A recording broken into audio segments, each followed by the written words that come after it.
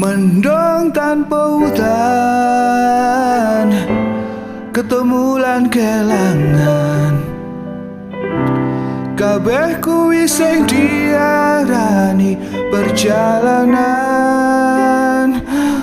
Wow,